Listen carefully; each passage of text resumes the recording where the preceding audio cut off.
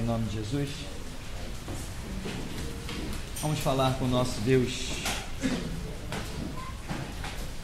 Amado Deus, Pai querido, nós te glorificamos, Senhor, por esta manhã em que o Senhor nos concede, ó Deus, manhã gloriosa em que temos a oportunidade, ó Deus, de meditar na Tua Palavra, receber o toque do Teu Espírito, ter as nossas vidas transformadas para que o Teu nome seja glorificado e não que tenhamos apenas uma vidinha, Senhor, como qualquer um, porque, ó Deus, quando Tu voltares será semelhante aos dias de Noé, comiam, bebiam, casavam, davam-se em casamentos, vendiam, compravam, faziam-se grandes negócios e enriquecia-se, mas o dilúvio veio e tragou a todos. Nós buscamos nesta manhã, ó Deus, sermos obreiros aprovados, que não tem do que se envergonhar, manejando bem a Tua palavra, que é a verdade. E assim, ó Deus, queremos ser igreja, firmeza e coluna da verdade, para que o Teu nome santo seja glorificado. Senhor, nos abençoa nesta manhã. Nós mais uma vez confessamos que sem Ti nada podemos fazer. Nos capacita, Senhor, nos revela, nos instrui, de maneira que alcancemos um coração sábio, que o Teu nome nele seja glorificado, em nome de Jesus. Amém. Amém. Vamos poder sentar. Aqui nós temos fé e conversão, o nosso tema aí que vai seguir. Tem muitas coisas escritas aí nessa apostila, algumas coisas acrescentadas por mim, outras eu já aproveitei estudo de outros que já estavam bem organizados, simplesmente eu não ia ter trabalho de fazer de novo, copiei deles e pronto, acabou a história, amém? Se já tem um trabalho bom, para que você vai fazer de novo? Só para o seu nome aparecer? Não, o importante é que o nome de Cristo seja glorificado. Então, nessa apostila aí, tem estudos de outros pastores, tem estudos meus e assim por diante. Então, o tema fé e conversão.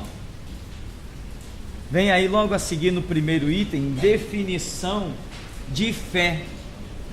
Aí diz que a melhor definição de fé, no sentido bíblico, está em Hebreus 11, que diz: ora, a fé é o firme fundamento das coisas que se esperam e a prova das coisas que se não veem.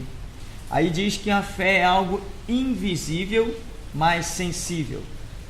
É como uma rocha na qual nos apoiamos nesta vida e principalmente na eternidade. Esta rocha é Jesus Cristo. Fé significa crer e confiar em Deus e em Sua palavra. É crer que Jesus nos salva pela morte na cruz, né? Então, como se definir fé? Muita gente diz, eu tenho fé. Ela tem um conceito, às vezes, filosófico. Ela tem, às vezes, um sentimento. E ela pensa realmente que tem fé. Quantas pessoas, se você parar qualquer um no meio da rua, diz, você tem fé em Deus? Não, eu tenho muita fé em Deus. Isso aí é um slogan generalizado que nós temos na sociedade. Mas a fé real, ela não é segundo o que eu penso ou segundo o que eu acho. Porque eu posso me considerar um homem de fé, mas e Deus, como me considera? Se eu realmente sou um homem de fé diante dos olhos de Deus, as coisas são bem diferentes do que o que eu sou diante dos meus próprios olhos. Para que eu tenha, né, como ontem eu conversava com uma criança e dizia, eu só faço para Deus aquilo que Ele me manda fazer. Eu só estou no caminho de Deus se eu trilho o caminho que Ele me mandou trilhar.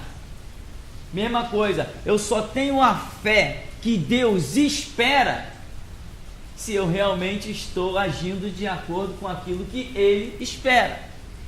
Então nós vemos aqui um exemplo de que Hebreus 11 diz que ora, a fé é o firme fundamento de quê? Das coisas que se esperam. O que você espera? Você vê? Não, se você vê, você já não espera, você já viu concretizado. Então a fé, ela está ligada à esperança da manifestação de alguma coisa. Qual a razão da nossa maior fé? O que nós esperamos ser aberto diante dos nossos olhos?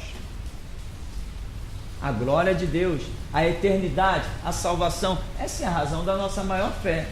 Então, esta fé, eu tenho esta fé. Se eu tenho esta fé, como a gente vê aí, né? Quantas pessoas, eu tenho muita fé, pastores. Camarada, não, eu tenho muita fé, eu vou morar numa cidade santa. Mas o camarada compra propriedade na região dos lagos para passar o final de semana.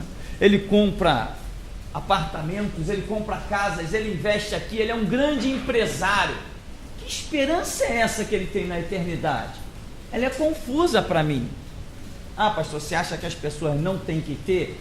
Eu acho que as pessoas não devem ter aquilo que não glorifica a Deus, como é o caso que nós estamos vendo. O camarada tem 5 casas. Tem casa que ele não tem nem tempo de ir lá visitar. Mas ele para dizer, Deus me abençoou, eu tenho 5 casas. Para quê? Para que eu quero 5 casas? Então, esses conceitos de fé que as pessoas, Deus me abençoou porque eu sou um homem de fé. Às vezes ele tem um monte de coisa porque o trabalho dele deu a ele. Qualquer pessoa que trabalha por aí, e dependendo do ramo que trabalha, ela conquista muitas coisas. Isso não tem nada a ver com fé. Roberto Marinho, um homem de muita fé? Não. Silvio Santos é um homem de muita fé? Então existem muitos conceitos errados, inclusive pessoas que dizem assim, se Deus não fosse comigo, eu não teria o que tenho. Talvez Roberto Marinho deva ter dito isso muitas vezes. Os filhos dele que estão aí nas organizações Globo, talvez estejam dizendo a mesma coisa. E no entanto, o Roberto Marinho já está desfrutando de uma eternidade que ninguém gostaria de desfrutar. Ele lá não tem nenhum caixa eletrônico para ele sacar dinheiro. Então, o que é a fé? A fé é uma esperança que você tem em algo que ou vai se realizar ainda nesta vida, ou vai se realizar somente na eternidade. É o firme fundamento das coisas que se esperam. Agora, como que você pode ter fé? Qual o veículo que te leva a ter fé?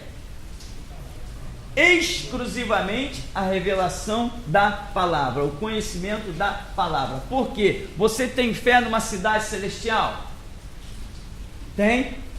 A respeito desta cidade celestial, você lê isso em qualquer livro? Você lê isso nos jornais? Você lê isso num livro de matemática? Como que você tem conhecimento da existência dessa cidade celestial? Para canalizar a sua fé em função disso? Somente pela Bíblia. Então, quem não conhece Bíblia, não tem fé nessa cidade celestial, mas pode até pensar que tem. Eu estou na igreja e dentro da igreja fica aquele papo, né, no ar de salvação, salvação, eu sou salvo, eu sou salvo. Daqui a pouco a pessoa criou uma autossugestão dizendo eu sou salvo. Não, eu estou na igreja, eu sou salvo. Mas o conceito de salvação, a morada na cidade celestial, ela é por um caminho que a Escritura nos revela. Se a pessoa não conhece as promessas que vão levá-lo a essa cidade celestial, e ela diz que tem fé que vai ser salva, ela não tem fé, mas ela pensa que tem. Ela pensa que tem. Então nós vamos procurar ver o que é realmente uma fé, uma atitude de fé. Então, seguindo, ele ainda vai dizendo no segundo item, o valor da fé está relacionado com o valor daquilo em que esta se baseia ou apoia. Todas as pessoas têm capacidade de depositar fé em alguma coisa. Por exemplo, confiar na riqueza é um tipo de fé, né? No homem, nos amigos, nas boas obras, na caridade. Achar que vai ser salvo porque não faz mal a ninguém, esse também é um tipo de fé. Não mata, não rouba, ou confiar nas imagens de santos, figas, patuais e outras superstições, que também é um tipo de fé, mas não é aquela fé que nós queremos segundo a Escritura. Então ele diz ainda, se alguém tem fé em alguma destas coisas materiais, visíveis, esta fé nada vale, porque todas estas coisas perecem com o tempo. Quando a crença é depositada na palavra de Deus e a confiança está em Deus, em Cristo, isto constitui a fé que salva. Aí vem várias passagens bíblicas. Então o que esse autor aqui ele coloca? Se a fé ela está se direcionando, como ele mostrou, para as coisas visíveis ou materiais, ele está dizendo, é um tipo de fé.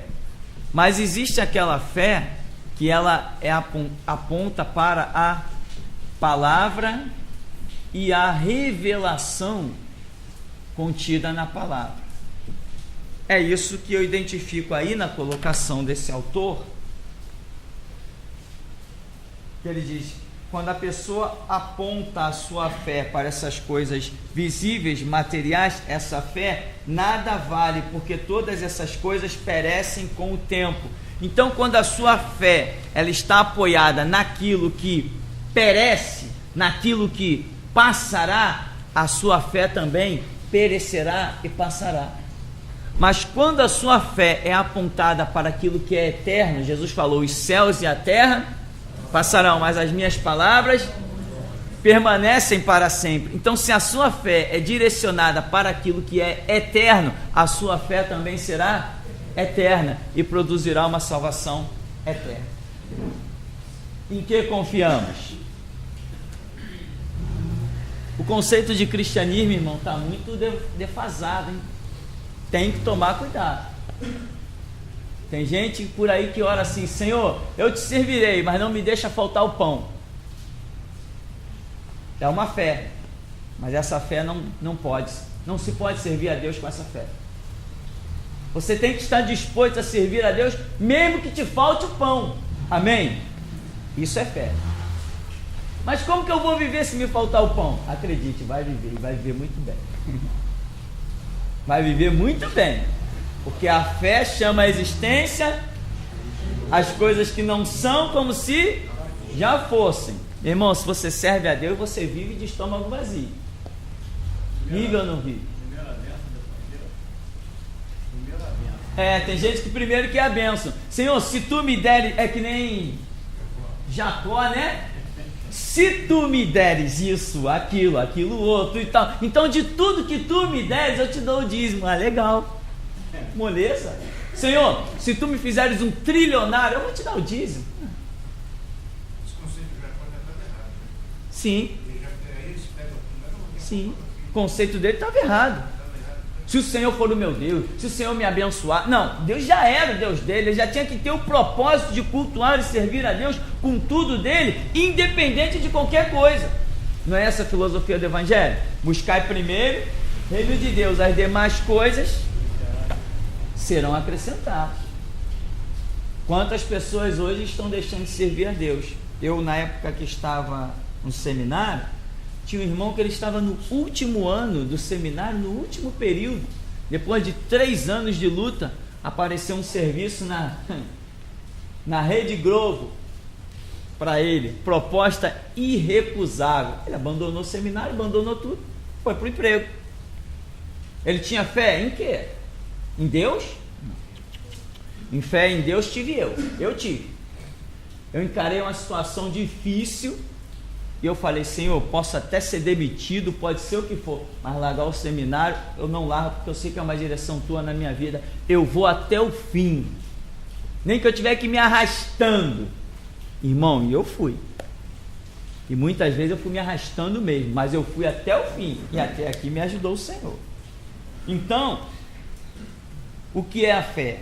Nós temos que procurar entender, né? Fé é você se apoiar no invisível. Em que se apoiaram Sadraque, Mesaque e Abednego? No invisível. Em que se apoiou Daniel? Nos leões? Ah não, os leões estão bem alimentados, eu estou tranquilo. Não, então, em que se apoiava os homens que tinham que atravessar para fazer missões? Pedro, Paulo, aqueles grandes homens ali do começo da era da igreja, em que se apoiaram eles? Somente no invisível. esta é a fé real. Tem missionários por aí que dizem assim, eu vou para o campo, poxa, mas eu tenho chamado missionário, mas a igreja não me apoia. Isso é uma fé desgraçada, isso é uma fé maldita. Se eu tenho chamado, eu boto o pé na estrada. Onde que eu tenho que chegar, Deus? No Canadá? Senhor, me diz para onde é o caminho. É para ali? Eu boto o pé na estrada e vou, meu amigo. Entende? Isso é fé. Agora, não, poxa pastor, o ministério lá onde eu sirvo, quantas ligações, eles não reconhecem o meu ministério, meu pastor não me apoia, o camarada pensa que eu vou apoiar, estou vendo que ele está querendo que eu apoie ele. Não, meu irmão, ninguém me apoiou, amém? Eu tenho que falar disso redundantemente, ninguém me apoiou. Jesus disse assim, vai lá e funda a igreja. Eu vim e fundei. Hoje temos aqui 2 andares, né? E estão pensando em outras coisas, conforme a direção de Deus. Então, quando chegamos não tinha nada. Nós temos que ter fé, mas fé não é você olhar e dizer assim, não, se eu fracassar eu posso contar com meu amigo. Não, de repente numa dificuldade eu vou poder dar uma ligação. Não. Se esses conceitos estão na cuca, não é fé. Fé é apoiar no invisível. Tem umas juntas missionárias por aí, batistas, assembleianas, que a pessoa vai lá e se inscreve para depois eles enviarem a pessoa como missionário. Aí vai lá e diz assim, eu sou missionário, teu chamado é para onde? Meu chamado é para os Estados Unidos. Aí o outro, meu chamado, um exemplo, né? Ninguém quer ir, mas para a África, o meu chamado é para Paris, o meu chamado... Eles vão lá, aí daqui a pouco a junta vai, assalaria o camarada e manda ele totalmente apoiado, assalariado, não tenho nada contra, mas se não for dessa maneira, o camarada não vai. Não, fé é como Jesus disse, quer ser um missionário? Ide, não leva a bolsa, não leva alforje, não leva 2 túnicas, por quê? Digna ao obreiro do seu salário. Isso é fé.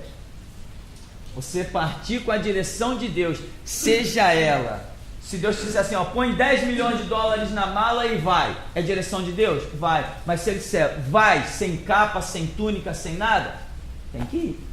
Então, fé é uma ação fundamentada na Escritura. Como adquirir a fé? Aí tem Romanos 10:17 que diz, a fé vem pelo ouvir e ouvir a palavra de Deus, né? Então, não existe outra maneira de você ter uma fé real se você não tem conhecimento da Bíblia. Não, é impossível. Impossível. A fé real, a fé salvadora, a fé que produz os frutos, ela é fundamentada na Escritura, ou seja, na palavra de Deus. O que Pedro disse para Jesus, né? Jesus falou assim, olha, lança a rede aí, volta ao mar, lança a rede. Senhor, pescamos a noite inteira, mas sobre a tua palavra lançaremos a rede. Isto é fé. Quando você tem uma atitude fundamentada na palavra. Se a sua atitude não é fundamentada na palavra, ela pode ser um fanatismo, pode ser qualquer coisa, menos fé. Mas muita gente acha que é fé. Sim, nós estamos vendo um monte de pessoas com a vida completamente atrofiadas, sem crescimento, matando outros, o que é pior ainda. Por quê? Porque estão fazendo coisas que pensam que é para Deus. Não, diz na Bíblia que tem que visitar os órfãos, tem que visitar os presidiários, tem que visitar os enfermos, os hospitais, e lá está a pessoa. Aí você vê a pessoa às vezes fazendo um monte de coisa, pregando na praça, aí você diz assim, aquele camarada está na cara que Deus não chamou ele para ali, não por ele estar na praça, pela maneira como ele está pregando. Não está vendo Deus na vida do camarada. O camarada prega 1000 anos ali na praça e ninguém se converte. Não tem nenhum fruto. E está ele gritando lá no meio da praça. Ele vai para os hospitais. É só escândalo. Não converte ninguém. Não edifica ninguém. Ele vai para os presídios. Não se vê resultado nenhum. Não se vê fruto nenhum. Mas ele diz, estou trabalhando para Deus. Ele diz. E vai tirar da cabeça dele que ele não está trabalhando para Deus. Vai dizer para ele orar, para perguntar se Deus quer ele lá. Ele vai dizer, não, mas a gente não tem que levar a palavra a todo mundo? Não. Nós temos que levar a palavra a quem Deus manda levar a palavra. Amém? Direção de Deus. Isso é fé. Fé é uma atitude fundamentada naquilo que Deus te fala.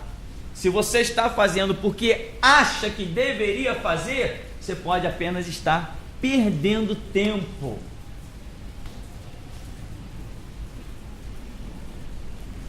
Então, a fé vem por ouvir, ouvir pela palavra de Deus. Alguém adquire fé por contemplar um milagre? Não. Alguém adquire fé por ser curado? Esse não é o veículo. Agora, quando a pessoa aceita, né? Tem conhecimento da Escritura e aceita, isso se torna fé. A fé não é um mecanismo automático que acontece dentro de ti. A fé, ela é uma postura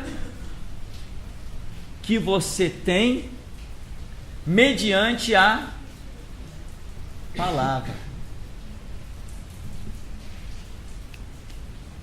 Então agora anote isso que você não vai encontrar em nenhum dicionário. A fé é a sua força de vontade, a sua determinação em andar segundo a palavra. É isto que é a fé. Lembra de Sadraque, Mesaque e Abednego? Ó rei, não necessitamos de te responder deste negócio. O Deus que nós servimos, Ele pode nos livrar da fornalha de fogo ardente e também da tua mão.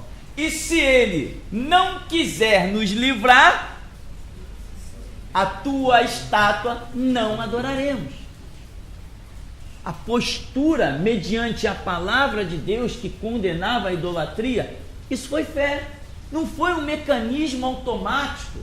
A fé não é algo que está automático dentro de nós, aquela arma que nem um relé funciona ou não funciona.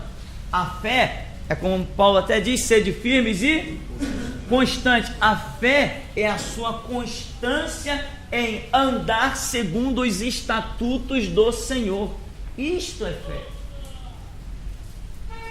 Hoje tem muitas pessoas que estão agindo de forma e pensam que têm fé, mas são verdadeiros loucos, são verdadeiros fanáticos, né? Você pode ver que quando você encontra pessoas de algumas organizações pseudo-igrejas, como Universal, Graça, a pessoa diz assim, não, eu estou no propósito. No propósito de quê? Eu estou na fé de Gideão. É de Gideão? Né? Eu já estou na quinta semana da campanha. Ela está toda... Quinta semana da campanha? Que desgraça! Ela tem fé? Não, ela não tem fé. Ela não conhece. Se ela tivesse fé real, andasse segundo o estatuto, tivesse conhecimento da palavra, ela não estaria na campanha perdendo tempo, não estaria na fé de Gideão, não estaria sacrificando seu boi, não estaria sujando a sua casa com rosa para tudo que é lado, parece mais um cemitério, né? Inclusive já tem igrejas até que deu aí o olho de boi, cópia da magia negra, né? Vocês já viram ou só eu? Ninguém viu não? Já viu? Sempre tem um que me ajuda, né? Capacete! Isso! Lâmpada do Espírito! Uma lâmpada lá, bem barata, né? Uma lâmpada dada dentro de uma caixinha, a pessoa pega aquela lâmpada com toda a devoção, põe em cima de qualquer coisa lá do móvel. O Espírito Santo agora está dentro da minha casa. Que diga. Capacete da salvação, né?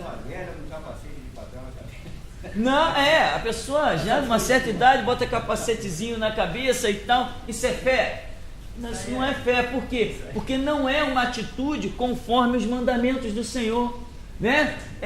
Não, agora o meu negócio vai prosperar. É mesmo, irmão, por que o teu negócio vai prosperar? Porque eu peguei a vassoura ungida, eu varri cada cantinho da minha casa.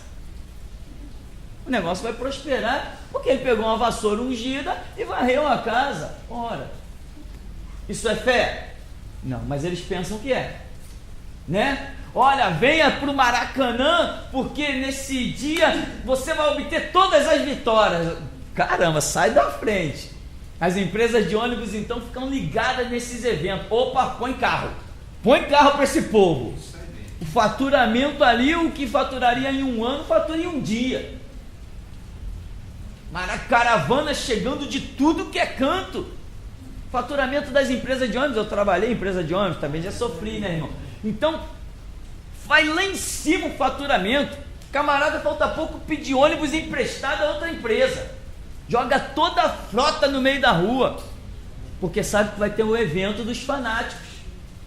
Então, aí o camarada vai lá, não, é a campanha, o pastor falou que essa é a campanha da vitória total. Acabou. Aí uma semana depois, vem outra campanha. Ué, mas aquela já não era da vitória total? Ainda tem... E vai de engano em engano, ilusão em ilusão, campanha em campanha. Aí você diz, irmão, está na fé? Pô, na fé. Pastor, eu estou dando engraçado a parte de Jesus, teve em São Paulo, eu ouvi, sei lá, 10 milhões de pessoas, todo mundo comprando camiseta. Marcha, né? Marcha Jesus. Sim. Aqui no Rio também. Marcha para Jesus. E haja camisa para vender. Haja camisa. Tem sempre um esperto, é por isso que ele não gosta de mim. Tem sempre um esperto por trás dos grandes eventos evangélicos, né? Tem sempre um esperto. Chama-se cantores aí de fama para subir em palanque. Depois que o cantor canta, tem sempre um político para aparecer. É ou não é? Aí eles não gostam de mim, não sei porquê. Eu ouvi do Marcelo aí esses dias, aí ele lançou um boleto bancário para recolhimento de dinheiro, né, para Sim. a contribuição da Rede Aleluia, da Rádio Aleluia. Então, o nome das pessoas, ele está dizendo, o nome de vocês eu tenho colocado debaixo do meu travesseiro. Sim, para amaldiçoar bastante, o camarada continua cego, né? Então, Deus ainda diz assim, Deus é obrigado a abençoar, porque Isso. estão contribuindo Isso. com a obra para ganhar almas. Esta expressão, essa expressão bem maquiavélica, né? Ó, Deus está escrito, Deus é obrigado a te dar, Deus é obrigado, e põe aquela força toda nas palavras. As pessoas, né? Independente da formação que tenham, emoção é emoção para todo ser humano. Os nossos sentidos, eles foram feitos para atingir a nossa emoção. Somente quando o seu espírito está bem alimentado, que você consegue colocar uma barreira na sua emoção para agir na razão. Se o seu espírito não está transbordante do conhecimento da Escritura, você passa a ser uma pessoa movida emocionalmente e não espiritualmente. Irmão, 99,999% da igreja de Jesus Cristo é pura emoção. Prova disso que qualquer movimento consegue espaço. O G12 arrasou, está arrasando vidas. Então, entra-se aquilo tudo, né? Deus é obrigado a te dar. Aí o camarada vai com toda a força. Poxa, Deus é obrigado. Deus vai ter que me dar, está escrito. Malaquias 3:10, toda a igreja sabe, né? Todos os membros já sabem isso aí. A primeira coisa que o camarada aprende quando entra nas igrejas mercenárias é Malaquias 3:10. Primeira coisa, né? Mas ter uma vida realmente no altar de Deus, não. Ele aprende a entregar dízimo, oferta, né? Dá que Deus vai te dar. Deus não aceita. Por amor à obra, né? Só que a pessoa nem discerne que obra, né? Que nem um camarada que ligou para mim, pegou o folheto aí, que a gente distribui, aí ele ligou e falou assim: pastor, você está perdendo seu tempo. Eu falei assim: vem aqui ver. Vem aqui ver se eu estou perdendo meu tempo. Se eu estivesse perdendo meu tempo, você não estaria tão incomodado ligando para mim. Se você está ligando, é prova de que eu não estou perdendo meu tempo. A palavra mexeu contigo. O folheto sacudiu você a ponto de você estar gastando dinheiro para falar comigo no telefone. Então eu não estou perdendo tempo. Perder tempo é quando você faz alguma coisa que as pessoas olham, besteira.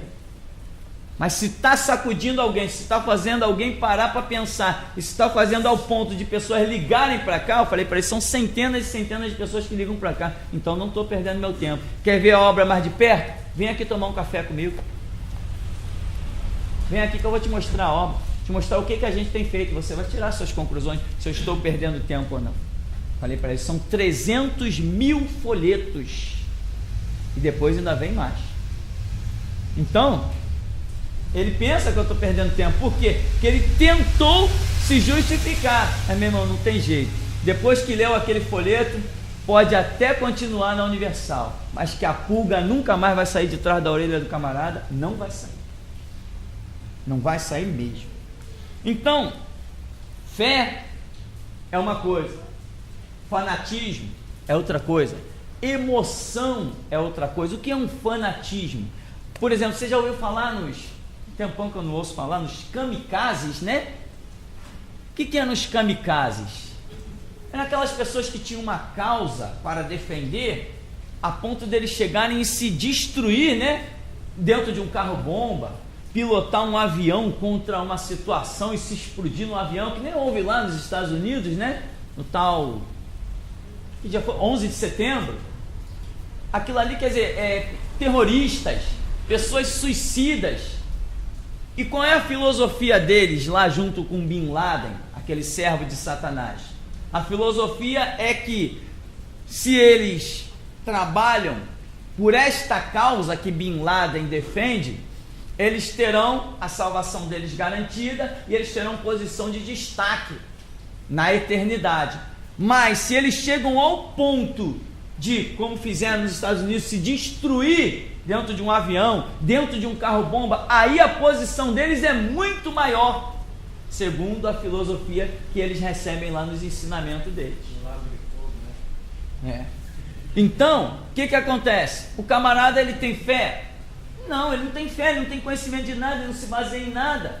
Ele tem apenas um fanatismo doido, que a emoção dele aflora e, eu vou nessa, né? Você vê aí muita gente sendo usada apenas emocionalmente, nada de consciência, razão ou espiritualidade. A emoção é o que fala em primeira mão. Até que o nosso espírito domine a nossa alma, tem estrada, tem página de Bíblia para ser comida e tem horas de oração para serem acrescentadas. Pastor, como é que a pessoa diz que tem fé se não tem conhecimento?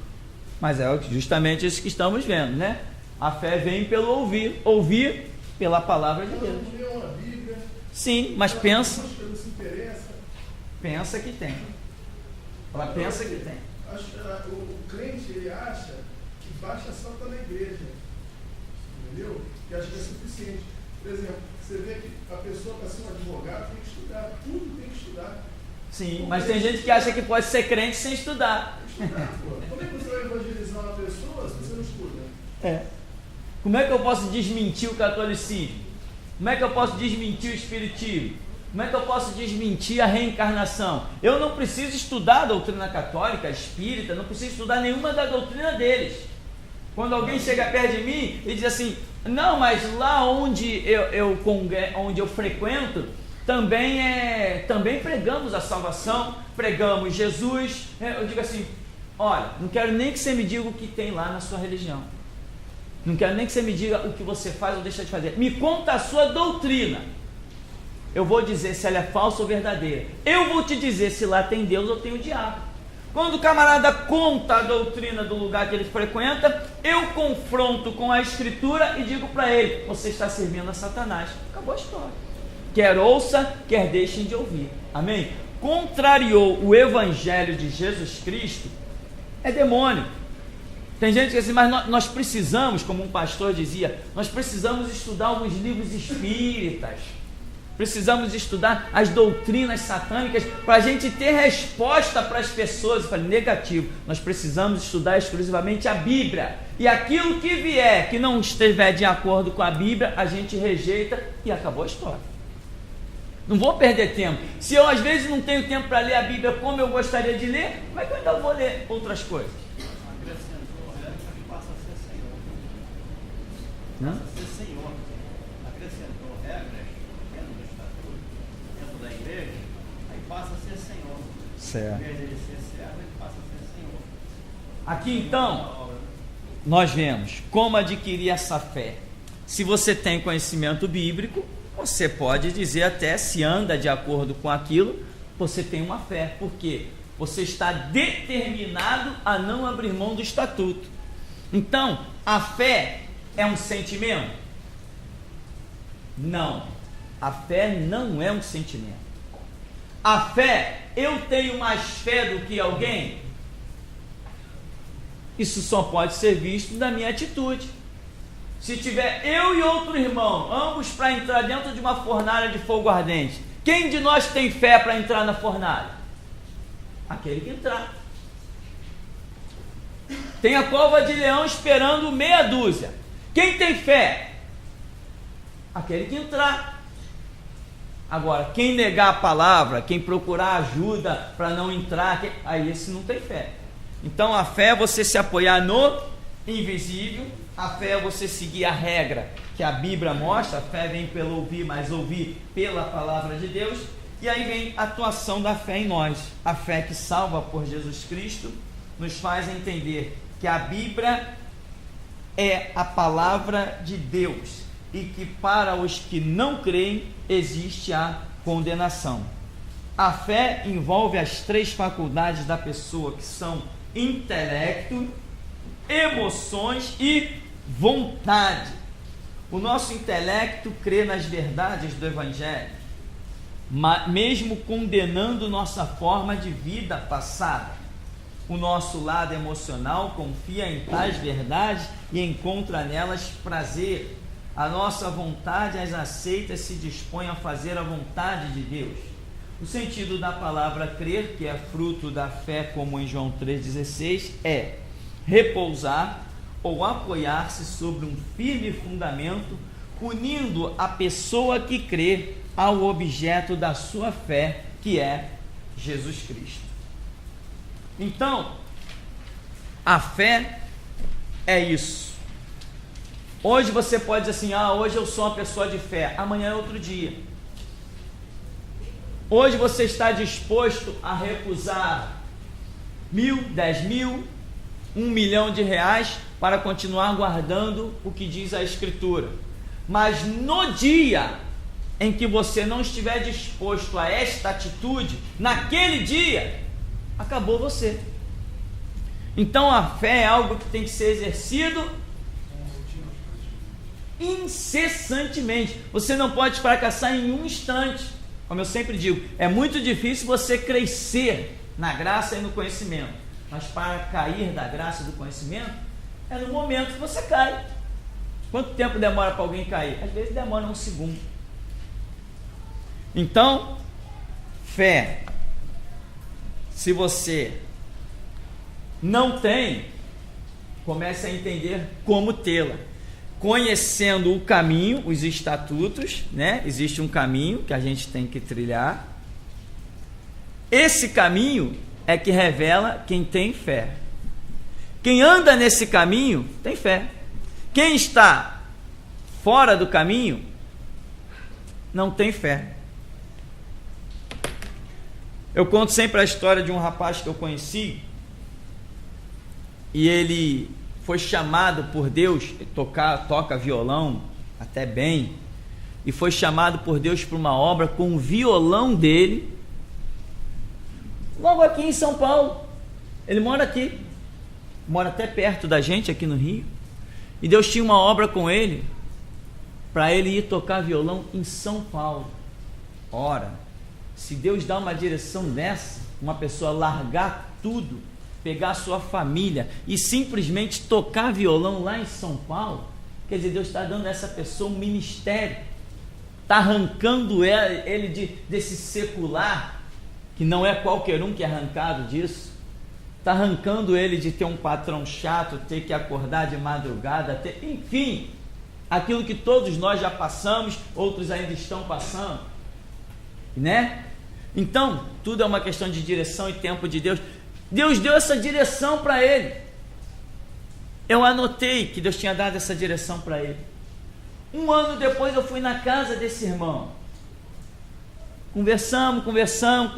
Depois eu entrei e falei assim, vem cá, aquela promessa que Deus tinha para você, de você ir tocar violão lá em São Paulo, não apareceu nada, não houve nada? Ele falou, não, apareceu gente querendo pagar minha passagem, gente querendo me levar para cá, para lá, para congresso, mas você sabe como é, né? Eu tenho 3 filhos, você pegar a esposa, arrastar 3 filhos assim, eu preferi não ir não. Porque sair com 3 filhos não é fácil. Você largar a tua casa, largar tudo. Essa pessoa tem fé? Ele não tem fé. Mas você vai encontrar ele, eu te dou o endereço, você vai encontrar ele hoje dentro de uma igrejinha batista, tocando o violãozinho dele, vivendo na maior das emoções, ganhando o dinheiro dele com a sua contabilidade, ganhando até bem, tem o seu carro bom, novo, paga um bom aluguel ali na área do Maracanã, vive muito bem, e pensa que tem fé. E se ele olhar hoje, poxa, o carro dele, ele tem um Vectra, é um carro caro, né? Pelo menos dizem por aí, eu não entendo nada de carro, eu só sei o preço do meu. O camarada tem um Vectra, ele vive num apartamento muito bom, ele ganha muito bem, a esposa também é empregada, os filhos já estão fazendo até faculdade, ele está muito bem. Ele vai olhar para a vida dele e vai dizer que ele não tem fé? Ele é o homem que foi abençoado e tem a maior fé do mundo. Mas ele não teve fé para simplesmente largar o secular e ir lá tocar um violão, aonde Deus queria que ele fosse tocar. E ele me disse, olha, apareceu sim, tem 2 meses atrás, ele me disse, teve gente que queria me levar para São Paulo, queria pagar minha passagem, queria pagar até minha hospedagem, mas eu não fui, porque como é que eu vou remover minha família toda? E ele, na verdade, confessou o medo de passar dificuldade financeira. Tinha fé ele? Mas ele tem certeza que se você perguntar se ele tem fé, ele vai te responder que tem. Ainda vai te dizer assim, eu tenho fé, senão Deus não me dava tudo que eu tenho. Ele não entende que ele trabalhando, ele conquistou aquilo, como qualquer um conquista. Satanistas, ateístas e seja lá o que for, trabalha e prospera financeiramente. Nosso assunto é outro, amém? Nós estamos falando de salvação, estamos falando de servir a Deus. Não quero saber de um camarada que tem um carro 0 km. Tem tanta gente que tem um carro 0 km, mas não tem a saúde que o outro tem, não tem a paz, a tranquilidade que o outro tem. Então nós queremos saber das coisas espirituais, né? E Jesus ainda falou assim, a vida de qualquer homem não consiste na abundância dos bens que possui. O jovem rico foi lá, eu imagino aquele jovem rico, né? Jesus vai dizer que eu sou tal, só pelo que eu tenho, só quando ele olhar para a minha roupa, ele já vai ver que eu sou um abençoado. Se fosse nos dias de hoje, ele diz assim, eu sou um predestinado, né? O camarada chega diante de Jesus e fala assim, tu quer mesmo ser perfeito? Vai, vende tudo que tu tem, dá aos pobres, segue-me. Então ele não estava seguindo Jesus. Segue-me, vem me seguir, tu terás um tesouro no céu. Ele voltou para as riquezas dele e não seguiu Jesus. Então, esses conceitos, mas aquele jovem rico, quando ele subia na cerca da sua fazenda de perder de vista, quando ele via os gados dele, os dezenas e dezenas de empregados, ele se achava um homem sem fé ou um homem de muita fé? E ele ainda disse, eu guardo os mandamentos desde a minha mocidade. Quais o senhor quer saber? Eu guardo todos eles. Aí Jesus, quando ele vira as costas, Jesus vira para os discípulos assim, olha, mais fácil um camelo passar no fundo de uma agulha que um rico desse aí entrar no reino dos céus. Jesus já falou, ele não está indo no reino dos céus. É mais fácil um camelo passar no fundo de uma agulha que um rico entrar no reino dos céus. Aquele rico não estava no caminho do reino dos céus. Mas era isso que ele pensava? Não. Então, meu irmão, fé é o que nós precisamos. Sabe o que é fé? Fé é você entrar na fornalha, é entrar na cova, é ter a cabeça na bandeja. Fé é como Jesus diz em Apocalipse 2:10. Ser fiel até a morte. Dar-te-ei. Ser fiel a quê? Aos ensinamentos dele. Amém? Aquele que tem os meus mandamentos e os guarda, esse é o que me ama. O que me ama será amado do meu Pai. Eu também o amarei e me manifestarei a ele. Qual o critério que Jesus considera para dizer que alguém o ama? A guarda dos mandamentos. Esta é a fé. E nada te remove. Nada te remove. Entende? Tem pessoas que se deixam remover por coisas muito simples, muito fúteis, muito baratas. Quantas pessoas já foram removidas de ministério por causa de trabalho? Pastores. Conheci um pastor que, olha, meu irmão, que homem de Deus. Certa vez esse homem foi orar num lugar, tinha um monte de estátua dentro da casa da pessoa católica, espírita, e outras coisas mais esotéricas, tinha um monte de estátua. Enquanto o pastor está orando, as estátuas eram erguidas até o teto, soltas e espatifavam no chão. É muito poder de Deus, amém? É muito poder de Deus. Ele foi orar por uma mulher, a mulher levitou, o demônio enfurecido levitou a mulher, arremessou a mulher contra a quina de um piano, para acabar com a espinha da mulher, arrebentar com a mulher. Deus não impediu, não deixou a coisa acontecer, e coisas fenomenais. Na igreja, assim, os obreiros iam, manifestava demônio, quando os obreiros iam expulsar, o demônio pegava na perna de um, puxava outro, derrubava um. Ele chegava assim: Jesus, pisa nele. O demônio, pá, caía espatifado. Quando ele chegava perto, o demônio metia a mão na calça dele assim: Senhor, põe fogo aqui. O demônio largava. O demônio pegava outro jeito: põe fogo, Senhor. Ele largava. Poder, agora sai, demônio. Eu vi esse homem, a primeira vez que eu vi alguém dizer sai, sem dizer em nome de Jesus, e aí eu comecei a entender algo mais. Estava numa vigília com esse homem na praia de Copacabana. Primeira esposa dele, o céu começou a fechar no brau, ela falou assim: não vai chover, céu se abra, meu irmão. Saiu estrela para tudo que foi canto. Impressionante. E aí, no meio do louvor assim, nós estávamos numa grande roda, manifestou um demônio numa menina. Enquanto os obreiros estão lá, tá e nada, ele de longe olhou assim: demônio, sai! Acabou. Eu falei assim: ué, é engraçado, ele não falou em nome de Jesus. Aquilo começou a me martelar. Falei: como é que pode alguém ter uma autoridade tanto a esse ponto? Que eu achava que tinha essa regra. Demônio, sai em nome de Jesus. Não, eu estou vivo já em nome de Jesus, né? Então acabou, demônio, sai, pronto, acabou a história. É assim, porque a minha vida é em nome de Cristo e Ele sabe. Eu não preciso pronunciar, eu preciso viver. É o princípio de Cristo, né? É o princípio de Cristo na nossa vida, exatamente, é o princípio. Eu não tenho que pronunciar, eu tenho que viver. E aquele homem com tanta unção, tanta autoridade, mas o homem era comissário de bordo de uma aviação aérea enorme, ganhava muito.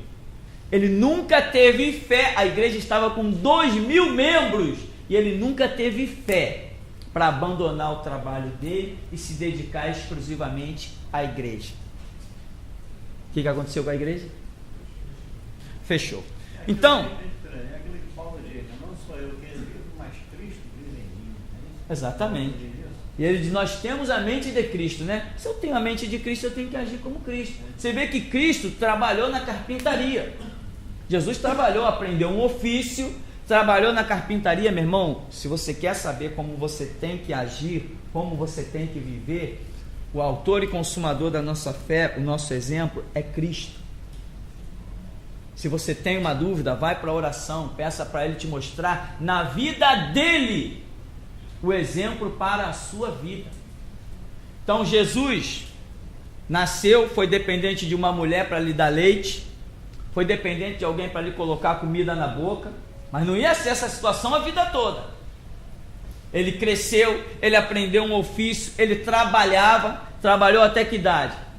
Dá-nos a entender que ele trabalhou até perto dos 30 anos, ele trabalhou, né? Quando chegou a hora dele exercer o ministério, largou tudo.